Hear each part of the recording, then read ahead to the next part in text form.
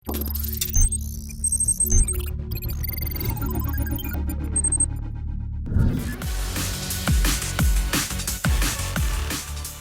की एसयूवीज को भारत में मिली जुली प्रतिक्रिया 2010 में लॉन्च हुई येटी से मिलती आ रही है, जो अपने समय से पहले बाजार में पेश की गई कार थी। 2016 में आई कोडियाक के लिए भी ग्राहकों की ऐसी ही प्रतिक्रिया मिली। पिछले साल जब हमने प्राग में छोटे आकार की कारों चलाकर देखी, तब से हम भारत में इसके लॉन्च होने का इंतजार कर रहे थे। जी हाँ, स्कोडा इंडिया ने भले ही काफ़ी वक्त लिया हो इस कारों को इंडिया लाने में, लेकिन देर आए पर दुरुस्त है। इसका आकार और इसका डिज़ाइन काफ़ी अट्रैक्टिव है और स्टाइलिंग के मामले में भी ये एसयूवी काफ़ी लाजवाब है। इंडिया में कारों केवल एक फुल्ली लोडेड वेरिएंट में मिलता है, जिसमें आपको सारे ही प्रीमियम फीचर्स हैं।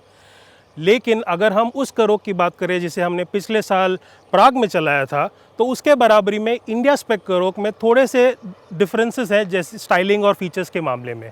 तो चलिए उनके बारे में थोड़ा और विस्तार से जानते हैं।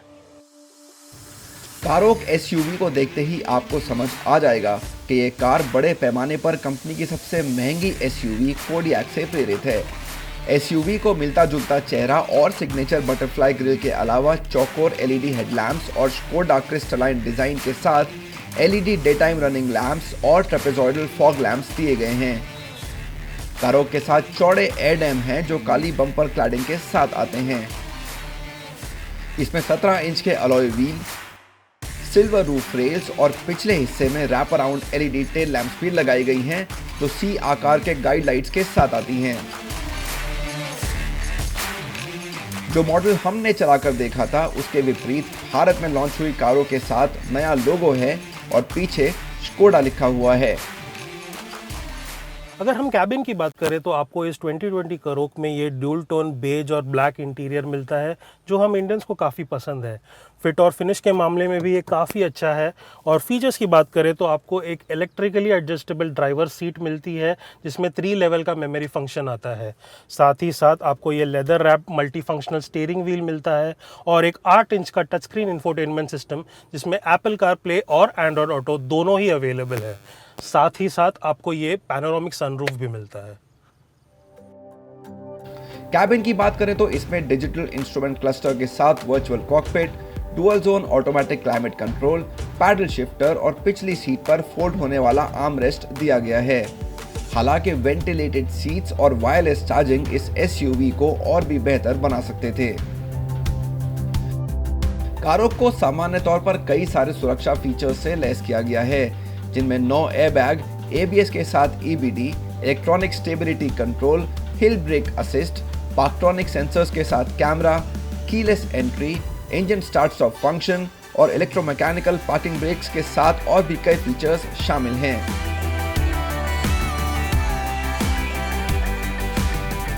कारों के साथ आई बस फटीग अलर्ट भी दिया गया है, जिसमें ड्राइवर की थकावट को भांप लिया जाता है और उसको थोड़ा आराम करने की सलाह दी जाती है।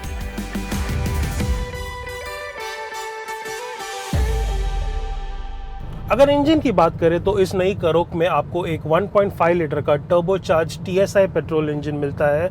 ये वही इंजन है जिसे हमने पिछले साल प्राग में भी टेस्ट किया था, पर ये अभी BS6 कंप्लायंट है। और पीक पावर की बात करें तो आपको 148 bhp मिलता है, जो कि 6000 RPM के अराउंड अवेलेबल है। अगर हम पीक टॉर्क की बात करें तो आपको 250 न्यूटन मीटर का पीक टॉर्क मिलता है, जो 1500 आरपीएम से ही अवेलेबल है। इसका मतलब ये है कि इंजन का लो और मिड रेंज काफ़ी तगड़ा है। इंजन के साथ ही साथ आपको ये 7 स्पीड DSG ऑटोमेटिक गियरबॉक्स भी मिलता है, जो कि फ्रंट व्हील्स को पावर देता है। इस कार को सिर्फ पेट्रोल इंजन के साथ पेश किया गया है और अगर आप इसकी फ्यूल इकोनॉमी के बारे में सोच रहे हैं तो ये 1 लीटर पेट्रोल में 15 किलोमीटर चलती है, जो किसी कॉम्पैक्ट एसयूवी के हिसाब से बहुत बेहतर है। राइड और हैंडलिंग के नज़रिए से देखा जाए तो हम ये कहेंगे कि कारोक इस मामले में शानदार कार है। सस्पेंशन थोड़ा सख्त है, लेकिन कारोक खराब रास्तों पर बहुत आसानी से आगे बढ़ जाती है और कैबिन में तब तक इसका असर नहीं होता जब तक कोई बड़ा गड्ढा सामने ना आ जाए। एसयूवी को MQB प्लेटफॉर्म पर बनाया गया है, तो कारोक के साथ स्वाभाविक तौर पर बेहतर हैंडलिंग मिली है। इसका छोटा आकार भी इस हैंडलिंग में सहायक है। ऐसे में कई बार आपको लगेगा कि आप कोई कॉम्पैक्ट सेडान चला रहे हैं जिसमें सड़क बिल्कुल साफ नजर आती है। अच्छा मेल है ना।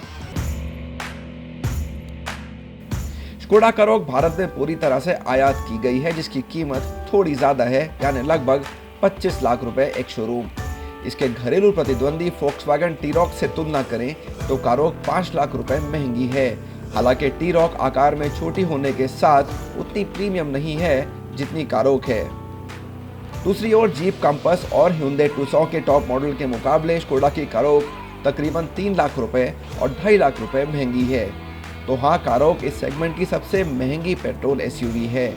हालांकि बढ़ी हुई कीमत के बदले आपको कई सारे प्रीमियम फीचर्स, दमदार टर्बो पेट्रोल इंजन और बहुत आरामदायक और क्षमता वाली एसयूवी मिलेगी।